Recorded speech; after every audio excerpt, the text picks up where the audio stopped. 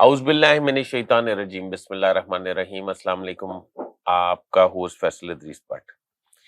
میں آج آپ کی خدمت میں عرض کرنے والا ہوں سپہ سالار سید عاصم منیر کی سربراہی میں پاکستان کے جید علماء کرام کی ایک بیٹھک منعقد ہوئی، جسے آپ میٹنگ بھی کہہ سکتے ہیں۔ اس میٹنگ میں علماء کرام نے کیا تجاویز دی، اس کے جواب میں آرمی چیف نے ان کو کیا کہا، اس میٹنگ میں ایک سدا بہار عالم نے کیا کردار ادا کیا۔ اس میٹنگ علماء اکرام اور آرمی چیف کے درمیان ہوئی، موضوع کیا تھا، اور اس میٹنگ کے اسٹیج سیکرٹری کے فرائض کس نے انجام دیے، میں آج آپ کی خدمت میں پیش کروں گا۔ دوسرا، میں یہ عرض کرنا چاہتا ہوں کہ پاکستان کی بیوروکریسی جو اس وقت چڑھتے سورج کو سلام کرتی ہے، اس میں کئی ایسے بیوروکریٹ ہیں جو ماضی میں بہت طاقتور شخصیات کے منظور نظر تھے، اب وہ ان کے منظور نظر نہیں رہے، وہ بھی آپ کی خدمت میں پیش کروں گا۔ اس کے علاوہ میں آج کے ولاگ میں یہ بھی آپ کو بتاؤں گا کہ نواز شریف آئندہ ہفتے کس جگہ کا دورہ کرنے جا رہے ہیں اور وہاں پہ کیا ارن کریں گے مسلم لیگ نون کے لیے۔ میرا چینل سبسکرائب کر لیں، بیل آئیکن کے بٹن کو دبا لیں، میں آپ کا بڑا مشکور رہوں گا۔ تو سٹارٹ کرتے ہیں نواز شریف صاحب سے۔ نواز شریف جو ہیں وہ پشاور جا رہے تھے، خیبر پختونخوا، ادھر کا دورہ انہوں نے منسوخ کر دیا۔ وہ منسوخ کرنے کی بنیادی وجہ یہ ہے کہ مولانا فضل الرحمان کی طرف سے انہیں کلیئرنس نہیں ملی۔ مولانا فضل الرحمان کے ساتھ وہ نہ صرف اتحاد چاہتے ہیں بلکہ خیبر پختونخوا میں سیٹ ایڈجسٹمنٹ بھی چاہتے ہیں۔ اب دوسری بات یہ ہے کہ نواز شریف اب سندھ کا رخ کرنے والے ہیں۔ سندھ کا اگر وہ رخ کرتے ہیں تو بشیر میمن نے ادھر سندھ میں کیا تیاریاں کر رکھی ہیں ان کے لیے، یہ بڑی انٹرسٹنگ چیز ہے۔ نواز شریف صاحب نے بشیر میمن کے ذمہ یہ لگایا ہے کہ نہ صرف وہ لوگ مسلم لیگ نون کے پرانے لوگ جو مسلم لیگ نون سے ناراض ہیں ان کو متحرک کر کے اور انہیں منانے کا ٹاسک دیا ہوا ہے، اور ان کا یہ خیال ہے کہ ڈفرینٹ پارٹی سے تعلق رکھنے والے جتنے الیکٹیبلز ہیں اور پیر پگاڑا سمیت وہ جو ہیں اس میں شامل ہوں مسلم لیگ نون میں، یا ان کے ساتھ اتحاد کریں۔ یہ آپ کو خبر میں بریک کر رہا ہوں کہ پیر پگاڑا کی جماعت نے مسلم لیگ نون کے ساتھ ملنے سے صاف انکار کر دیا۔ انہوں نے کہا کہ ہم ابھی مل نہیں سکتے۔ میں نے پچھلے ولاگ میں آپ کو بتایا تھا کہ ایم کیو ایم جو ہے وہ اس نے مسلم لیگ نون کے ساتھ جو سیٹ ایڈجسٹمنٹ کی ہے اس میں جو روئے رواں ہیں ملک کے ان سے باقاعدہ اجازت نہیں لی گئی۔ اس کے لیے ایم کیو ایم خاصی پریشان نظر آ رہی ہے۔ میں نے پچھلے ولاگ میں آپ کو بڑا ڈیٹیل بتایا تھا۔ پیر پگاڑا کی جماعت جی ڈی اے نے نواز شریف سے نہ صرف اتحاد کرنے سے نہ صرف سیٹ ایڈجسٹمنٹ کرنے سے انکار کر دیا بلکہ اتحاد یا الحاق کرنے سے بھی انکار کر دیا، کیونکہ ان کا یہ خیال ہے کہ آقاؤں کا آشرواد ہونے کے بعد یہ کام کیا جا سکتا ہے، اس سے پہلے نہیں کیا جا سکتا۔ اب نواز شریف نے بشیر میمن کو ٹاسک دیا ہوا ہے کہ وہ کسی طریقے سے پیر پگاڑا کو منائیں اور مسلم لیگ نون کے ساتھ نون کے ساتھ اتحاد کرائیں۔ اگر پیر پگاڑا نون لیگ کے ساتھ اتحاد میں آ جاتے ہیں تو پھر سندھ جو ہے وہ بالکل ہی پیپلز پارٹی کے ہاتھ سے پیروں سے سرکتا محسوس ہوگا، اور اگر سندھ پیپلز پارٹی کے پیروں کے نیچے سے سرکنے لگا تو میں یہ سمجھتا ہوں کہ آصف علی زرداری جو ہیں وہ آرام سے نہیں بیٹھیں گے۔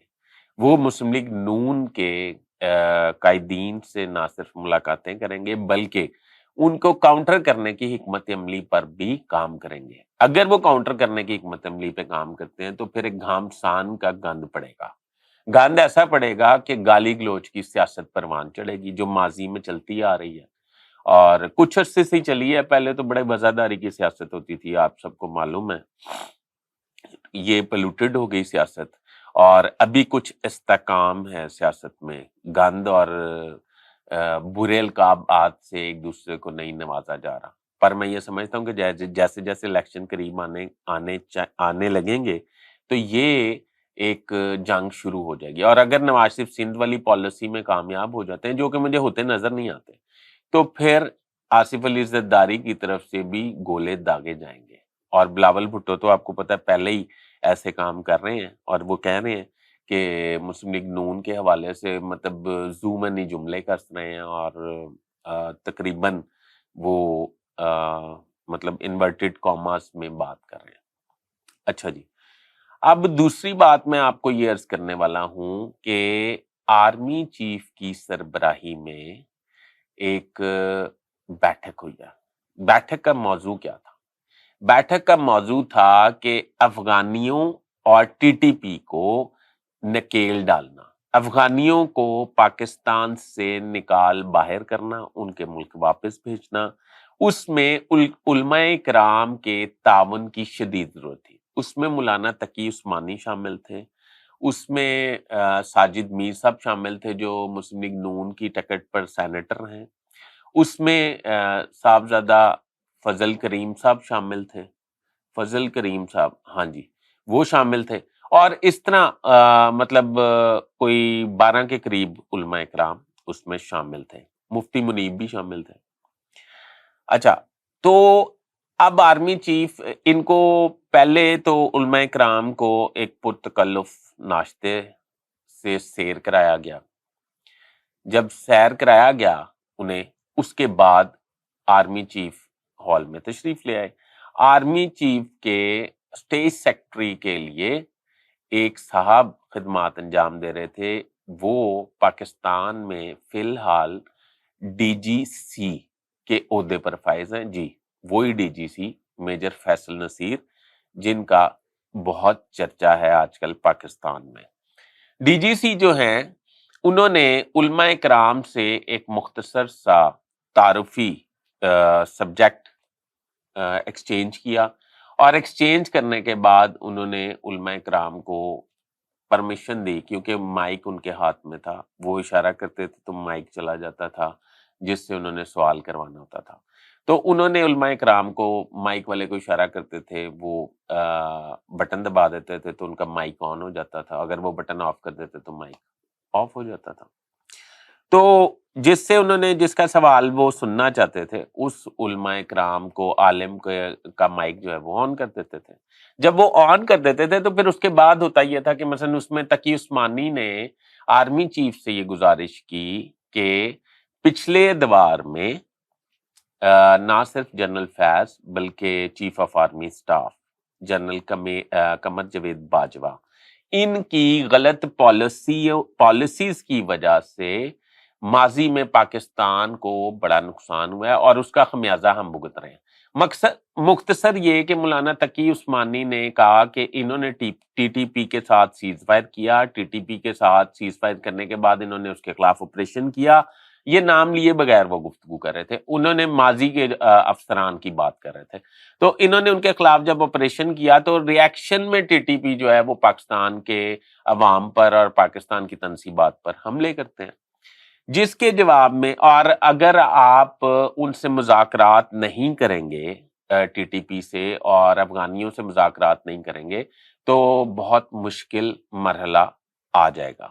آرمی چیف نے 2 ٹوک الفاظ میں واضح کر دیا کہ نہ صرف ٹی ٹی پی سے نہ مذاکرات ہوں گے، نہ غیر قانونی افغانی جو مقیم ہیں نہ ان کو مزید مہلت دی جائے گی، انہیں اب ادھر سے نکال باہر کیا جائے گا۔ اس کے علاوہ انہوں نے کہا کہ اب حد الامکان کوشش یہ کی جائے گی کہ آہنی ہاتھوں سے نپٹا جائے، اب کسی قسم کی رعایت نہیں دی جائے گی۔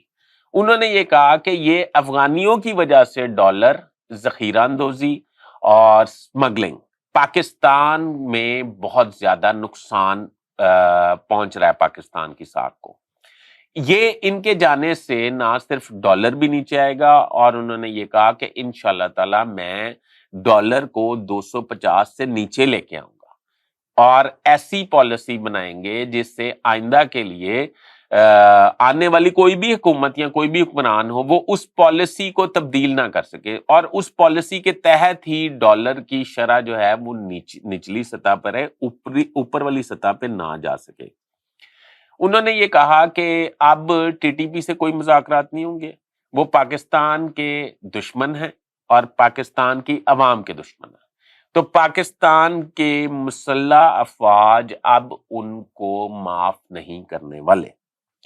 اچھا، اس کے بعد ساجد میر صاحب نے جو مسلم لیگ نون کے ٹکٹ پہ الیکشن لڑے ہیں، انہوں نے بھی ایک سوال کیا۔ انہوں نے کہا کہ غیر قانونی جو افغان ہیں، ایک ماہ بہت کم ہے، انہیں ذرا تھوڑے زیادہ ٹائم ملنا چاہیے، مہلت ملنی چاہیے، تاکہ انہوں نے آرمی چیف نے اس پہ بھی انکار کر دیا۔ انہوں نے کہا ایسا نہیں ہو سکتا، انہیں بھی واپس ہی جانا ہوگا اور کوئی مہلت نہیں، کسی کے ساتھ کوئی رعایت نہیں دی جائے گی، نہ برتی جائے گی۔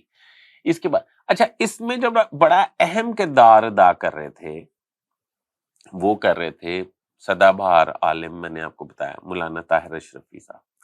مولانا طاہر اشرفی صاحب نے وہاں پہ آرمی چیف کی موجودگی میں نعرے بازی کی اور بلند آواز میں کھڑے ہو کے آرمی چیف کی خدمت میں نعرہ بلند کیا کہ سپہ سالار ہم تیرے جان نثار۔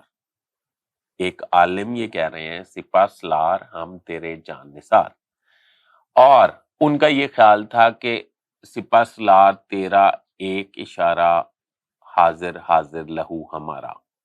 یہ طاہر اشرفی صاحب نے نعرے بازی کی، اور اس سے ظاہری بات ہے کہ دوسرے علماء کرام بھی بڑے محظوظ ہوئے، اور اس میں جو جن کی شان میں وہ یہ نعرے بازی کر رہے تھے، ڈیفینیٹلی ایک نارمل بات ہے، ایک ہیومن بینگ کا تقاضا ہے، انسان ہونے کا تقاضا ہے کہ اگر اس کی ایسی تعریف کی جا رہی ہو تو خوشی ہوتی ہے۔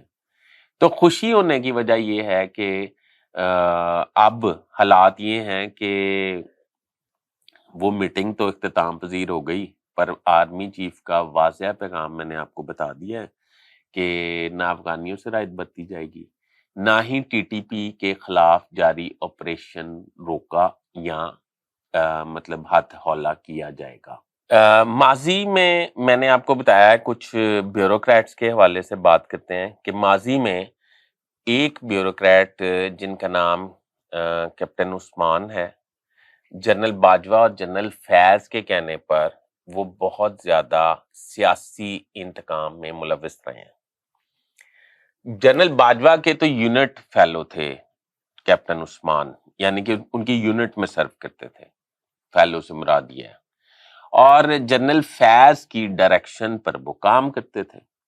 جس طرح کہ آپ کو پتا ہے کہ کیپٹن عثمان نے جنرل باجوہ اور جنرل فیض کے دور میں نہ صرف من پسند پوسٹنگز لی ہیں بلکہ تڑلے سے لی ہیں، اور اپنے منظور نظر کوئی مطلب ایک عام سی سروس کے بندے کو طاقت کا لیول اور معیار یہ تھا کیپٹن عثمان کی کہ ایک تو وہ اپنی من مانگی پوسٹنگ لیتے تھے، جس طرح کہ آپ کو پتا ہے کہ وہ P S O to chief minister, secretary health, D C Lahore, commissioner Lahore, secretary فلاں فلاں جو بھی۔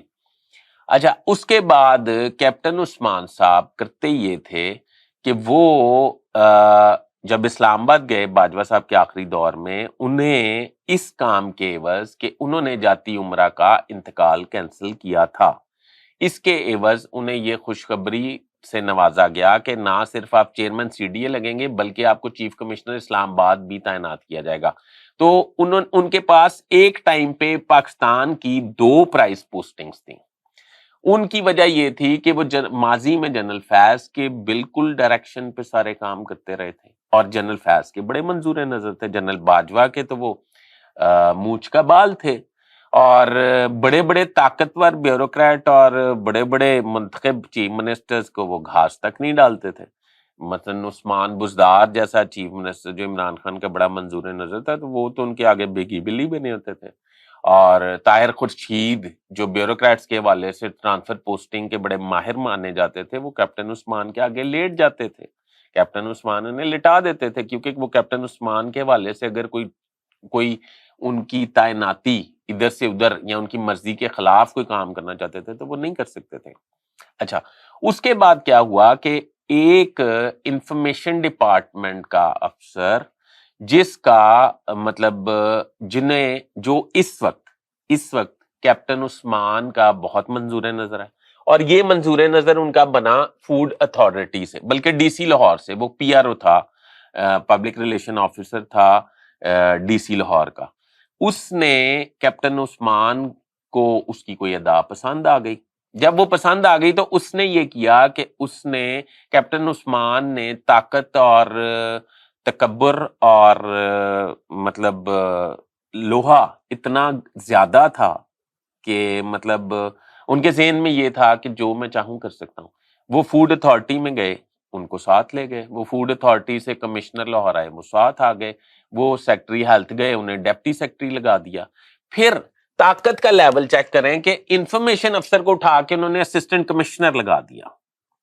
ان کے آگے تو چیف سیکرٹری تو بول ہی نہیں سکتے تھے، اور وہ جو کچھ چاہتے تھے وہ ہوتا تھا. اب وہ جو افسر ہیں وہ بھی اس وقت میرا خیال ہے اربوں میں ہے. ابھی حال ہی میں فوڈ اتھارٹی سے ڈی جی فوڈ اتھارٹی نے انہیں سرنڈر کیا ہے ایک بہت بڑی کرپشن کے جرم میں، اور وہ کرپشن جو ہے وہ بے نقاب نہیں ہوئی. وہ کرپشن کیا تھی پھر میں آپ کو کبھی اگلے ویلاگ میں عرض کروں گا، اور میں یہ بتاؤں گا کہ اب نہ صرف کیپٹن عثمان بلکہ وہ جو انفارمیشن افسر تھے وہ اور کچھ اور بیوروکریٹ جن کا اگلے ویلاگ میں ذکر کروں گا، وہ اب جنرل باجوہ اور جنرل فیض کے زیر تاب آنے کے بعد یا ریٹائرمنٹ کے بعد وہ بھی تھوڑے یتیم سے ہو گئے ہیں. اب دیکھیں ان کا آگے مستقبل کیا ہوتا ہے. اگر وہ اپنے بہت زور میں سیاستدانوں کے ساتھ تھوڑا کمفرٹیبل رہتے، ان کے اپنے سینئر افسران کو تھوڑا کے اوبیڈینٹ رہتے، تو شاید ان کو بھی آج پوسٹنگ مل گئی ہوتی. آخری جو ان کی سرنڈر ہوئے ہیں اسلام آباد سے، وہ میاں نواز شریف صاحب نے کروایا تھا. اسلام آباد سے شہباز شریف صاحب بطور وزیر اعظم تھے، انہیں کہہ کے، اور اس وقت وہ ان پہ یہ مبینہ طور پہ الزام تھا کہ 2.5 ارب روپے کی انہوں نے کرپشن کی ہے. تو آپ یہ اندازہ لگا لیں کہ 2.5 ارب کی ایک پوسٹنگ کا ذکر ہے. اب مجھے نہیں پتا یہ بات سچ ہے یا نہیں، پر الزام یہی تھا. آج تک انہیں پوسٹنگ نہیں ملی. ایسا تو وہ سوچ بھی نہیں سکتے تھے اپنی سروس میں کہ ایسا بھی ہو سکتا. بہرحال جہاں بہت سارے لوگ زیر تاب آئے وہاں پہ افسر بھی زیر تاب آنے ہی تھے. ظاہری بات ہے اس وقت تو ساروں کے گردن میں سریا تھا اور یہ بندے کو بندہ ہی نہیں سمجھتے تھے. بہرحال ابھی تک کے لیے اتنا ہی. میں آپ کے کمنٹس کا ضرور انتظار کرتا ہوں، اور آپ کمنٹس ضرور کیجئے گا. میرا پروگرام اگر آپ کو پسند آئے، اگر نہ آئے تو مجھے میری رہنمائی فرمائیے گا. اجازت دیجیے، اللہ حافظ.